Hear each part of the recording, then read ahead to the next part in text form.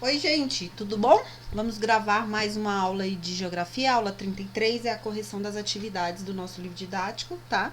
E do Geografia em Mapas. Então, vamos acompanhar aí essa correção, nosso último assunto sobre o continente asiático. Então, vamos lá. As primeiras atividades que a gente solicitou foi da página 174 do livro, as atividades de 1 a 6, tá?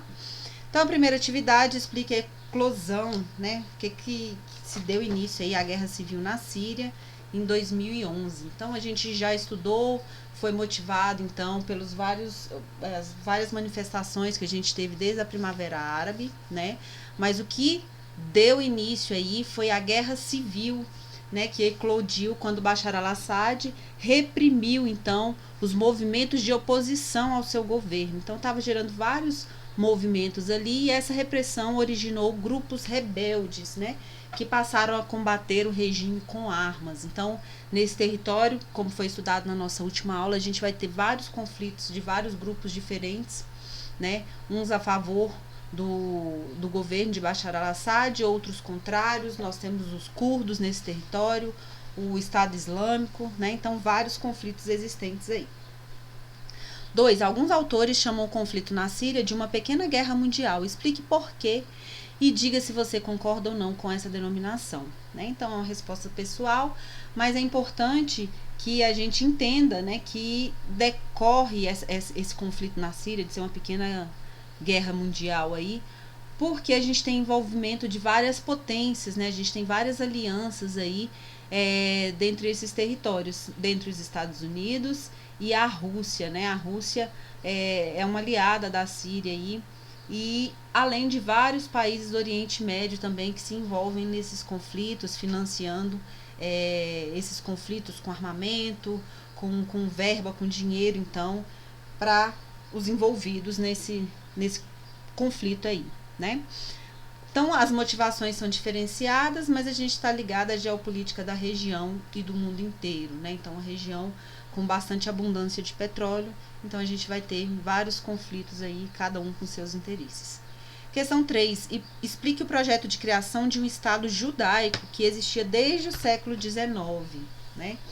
Então, já foi assunto das nossas aulas, a criação de um Estado judaico era projeto de um movimento denominado sionismo, né? Então, esse movimento aí é de um sentimento que levou várias pessoas a quererem reparar, né, todo o mal que os judeus tinham passado, né, em vários momentos diferentes.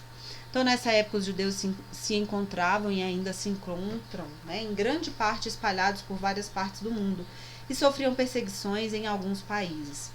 Além de serem estigmatizados pelos cristãos, muitos eram perseguidos pelo fato de serem ricos, banqueiros, por exemplo, e as autoridades locais acabavam por se apropriar de seus bens. Então, algumas das situações relacionadas a esse povo, né, e a ideia de se criar, então, o Estado de Israel, né, onde essa população judaica pudesse habitar, né, pudesse tentar reparar todo o mal que eles já tinham sofrido. Item 4. No item 4, solicitou que vocês fizessem a leitura do texto. Israel é o primeiro país a testar poder de fogo dos caças F-35. Então, vocês vão fazer a leitura desse texto aí. Na letra A. Na região do Oriente Médio, Israel é, do ponto de vista militar, um país forte ou fraco? Qual o papel dos Estados Unidos para essa condição? Então, Israel, como país, é considerado como o país mais forte militarmente da região e que os Estados Unidos são seu principal parceiro nesse aspecto, tá? Pois além de ajuda econômica e comercial, também fornecem ajuda militar, ok? Então, só para esclarecer para vocês, na letra B. O que justificaria a relação tão próxima entre Israel e Estados Unidos, sobretudo com relação à manutenção da paz no Oriente Médio? Então, os Estados Unidos possuem um vínculo próximo com Israel por causa da importância estratégica dessa região. Né? A gente já estudou uma região, né, que está aí no continente asiático, mas tem as proximidades aí com vários territórios, né, o europeu, o africano. Então, é uma região estratégica aí e com bastante recursos, né, que é o petróleo, então de interesse de várias populações. Então a importância estratégica da região seja pelo seu posicionamento e interligação com diversas outras áreas importantes do planeta, seja por suas reservas de recursos naturais, no caso o petróleo, como a gente já falou. No item 5, então no item 5 nós temos aí, observe o mapa, o petróleo no mundo, o mapinha de 2017, da página 144, e anote. O nome de 4 países que possuem juntos mais de 50% das reservas de petróleo do mundo. Então, nós podemos citar aí Arábia Saudita, Omã, Iraque e Irã, tá? Letra B. O nome de um país que exporta petróleo para o Brasil. Então, a Venezuela. E na letra C, reservas em porcentagem de petróleo no Brasil em relação ao total mundial. Então, no Brasil, a gente tem um percentual muito baixo, né? Inferior a 8%. No item 6, o Mar Vermelho banha parte das terras do continente africano e de alguns países do Oriente Médio. Você sabe por que o Mar Vermelho tem esse nome? Então, no nosso livro aí traz um texto falando por que o Mar Vermelho tem esse nome, né? Algumas ideias. E aí, a primeira pergunta, letra A. Com base no mapa político do Oriente Médio, da página 143, descreva a localização geográfica do Mar Vermelho. Então, ele fica entre a África e a Ásia e banha parte das terras do nordeste do continente africano, tá? Egito, Sudão, Eritreia, Djibouti, Somália e alguns países do Oriente Médio, Arábia Saudita, Iêmen, Jordânia e Israel. No item 6, então, perguntou na letra B, das hipóteses levantadas para a origem do nome do Mar Vermelho, qual você considerou a mais provável? Tá? Então, nós temos algumas possibilidades aí, em decorrência do historiador romano Plínio. Ele levantou a possibilidade, né, do rei Éritras, né, parte da mitologia persa. Então, que esse nome viria da origem do nome de Eritreu, né? Eritro significa vermelho em grego. A segunda explicação é que no sul da Palestina era conhecido como terra dos Edomitas, que são considerados os vermelhos. Então, essa seria uma segunda possibilidade, né? E a terceira se baseia que no sul da Península do Sinai existem umas montanhas que são muito ricas em ferro e minério de cor avermelhada, né? E aí, com o desgaste do vento desse deserto rochoso aí, com essa composição avermelhada, a poeira, né, é lançada no mar e vai tingir as águas desse mar de um tom avermelhado, né? Então, seria uma terceira possibilidade. Então, vejam aí que vocês acham mais coerente. E aí, nós vamos agora para o Geografia em Mapas para corrigir as páginas de 72 a 81, tá bom? Então, eu coloquei aqui, o primeiro que a gente trata aí é o Japão, né? Observe o mapa que mostra a indústria no Japão, depois faça o que se pede. Então, o arquipélago do Japão é formado por aproximadamente 4.000 ilhas, foi então uma questão da nossa AP, né? Escreva localizando no mapa o nome das 2 maiores ilhas, tá? Então, tá descrito aqui, localizando no mapinha, tá? A ilha de Hokkaido, tá aqui, tá? Aí a gente vê as interligações delas através de pontes, como a gente estudou. E aqui nós vamos ter a nossa segunda ilha, de Honshu, né? Que é as 2 maiores que a gente vai ter. Lembrando que o Japão é composto de 3 ilhas de maior extensão, interligadas aí por pontes e túneis, né? E nós vamos ter ainda 4.000 ilhas espalhadas que compõem esse território também. Letra B. Agora complete as etiquetas com o nome das águas que banham o arquipélago japonês. O Mar do Japão e Oceano Pacífico, e dos países mais próximos do Japão. Então, eu estou deixando aqui essa atividade disponível para vocês, tá? Com todas as informações que a gente vai precisar. O Mar do Japão, o Oceano Pacífico, tá? As regiões Coreia do Norte, Rússia, China, Coreia do Sul.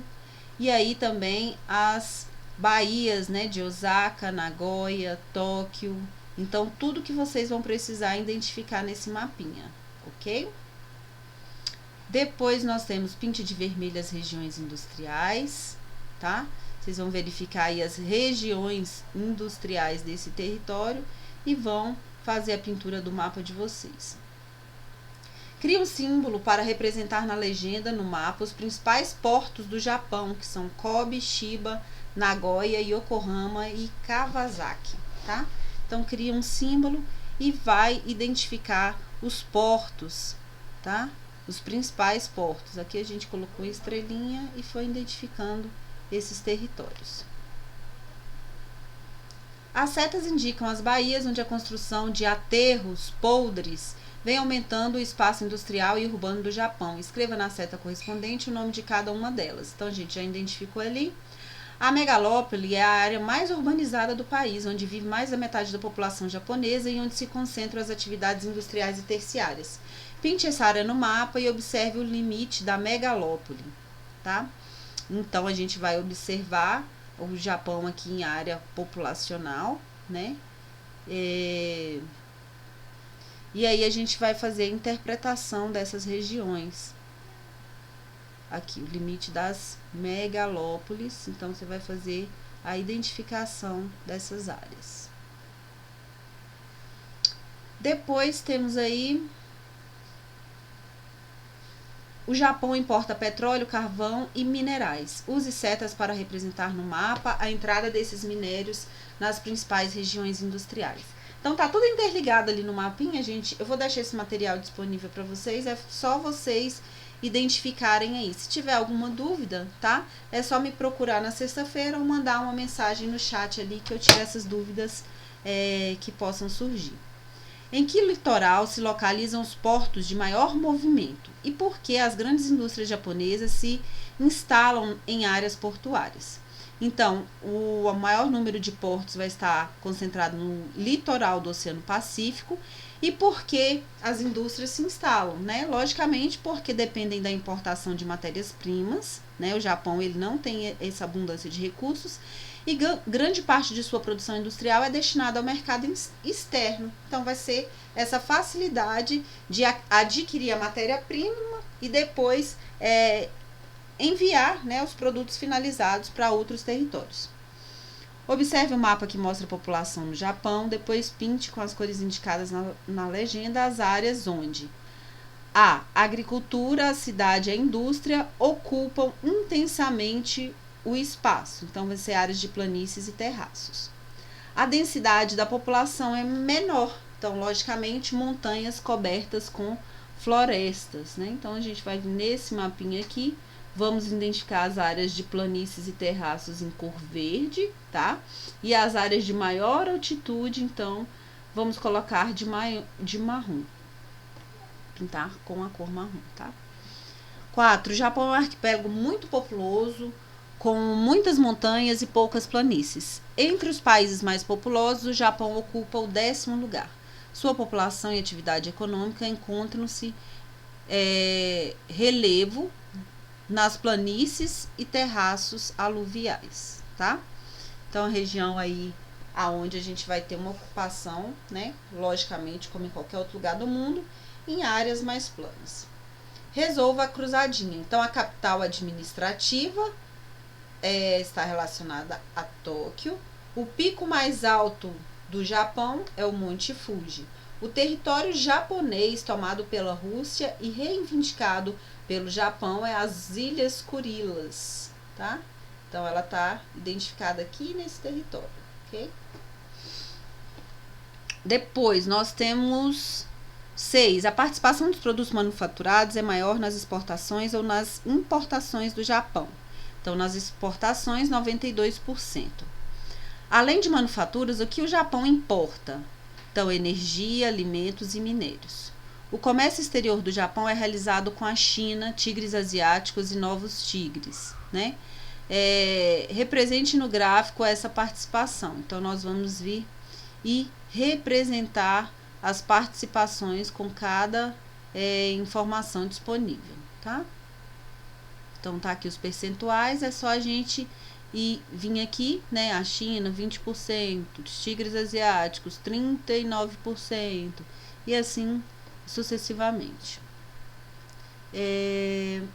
De cada 100 veículos produzidos no mundo, 15 são japoneses. Cite 2 empresas automobilísticas com matriz no Japão, cujos veículos você reconhece em sua cidade. Então, pra gente, assim, mais fácil seria Mitsubishi, Toyota, da Honda, né, Suzuki. Então, são os mais conhecidos, mas todos esses aqui produzidos, então, no Japão. Ok? Então, temos essa disponibilidade. Depois temos a China, né? Os vales férteis onde se desenvolve a agricultura intensiva são aos vales dos rios Azul e Amarelo. O produto agrícola dominante na China é o arroz. Da criação extensiva, que favorece a produção de lã, nós temos os ovinos, né? E a zona climática onde se situa a maior parte do território chinês é a zona temperada. Perguntou aqui, qual a principal atividade econômica desenvolvida nas zonas econômicas especiais? Então, é a indústria voltada para exportação. Então, a China fez essa abertura para o capitalismo, né? Com a introdução das zonas econômicas especiais, então a indústria voltada para a exportação. A região da China que se integra cada vez mais à economia do Japão e dos tigres asiáticos é o litoral, tá? A seguir, complete o gráfico com os dados da tabela. A seguir, escreva sua conclusão. Então, a gente vai identificar lá na tabela e depois. A China se destaca na produção mundial de produtos agrícolas, minérios, energia e manufaturados em 10 itens. 4 representam mais de 40% da produção mundial, tá? Então, nós temos aqui todas as informações, o que é produzido na agricultura, né? O arroz, soja, trigo e milho. Aí nós vamos ter os parceiros comerciais, a população ativa, né, no setor primário, secundário e terciário, as áreas industriais, né, as de maior representatividade, os centros industriais, e aqui a participação na produção mundial, tá? Então fiquem atentos e aí a gente vai para o item 5. Observe o gráfico que mostra a distribuição da população ativa na China e anote suas conclusões. Então, a gente vai perceber que a maior parte da população ativa trabalha na agricultura e vem perdendo um pouco a sua importância, né? Cresce a população ocupada no setor secundário, então, em atividades ligadas a manufaturas de exportação. Então, com o investimento aí na parte industrial, a gente está tendo essa migração para a atividade industrial.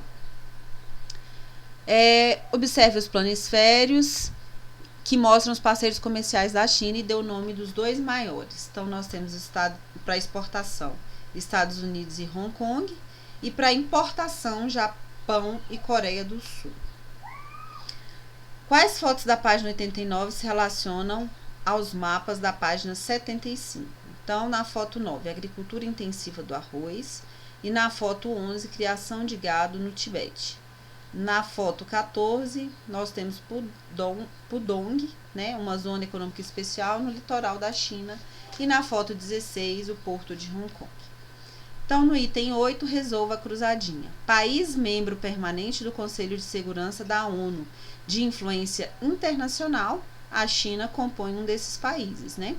O minério energético da qual a China é o primeiro produtor mundial, carvão, colônia britânica desde 1841, voltou à soberania da China em 97, como região administrativa especial, mantendo seu sistema econômico e social, é Hong Kong.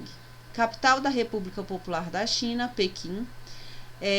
Capital do Tibete, é a capital mais alta do mundo, localizada a 3.630 metros de altitude, Lhasa, tá? E o tigre asiático que se separou em 1949 da China continental. Então, nós vamos aí para Taiwan. E aí, pessoal, eu vou deixar aqui agora, a gente tem aí toda a correção que eu deixei disponível, tá? Eu printei essa tela aqui para vocês. Tem todas as respostas dos itens, parte da Ásia Oriental, tá? Com mapinha aqui para facilitar. E também a Índia. E por último, nós temos aqui o Oriente Médio. Então, eu vou deixar tudo disponível aqui, vou estar acompanhando ali qualquer dúvida que possa surgir, qualquer coisa vocês podem me procurar, tá bom? Então, essa é a nossa correção. Na sexta-feira, então, nós começamos a tratar da Oceania, ok? Então, tenham uma ótima tarde e até sexta.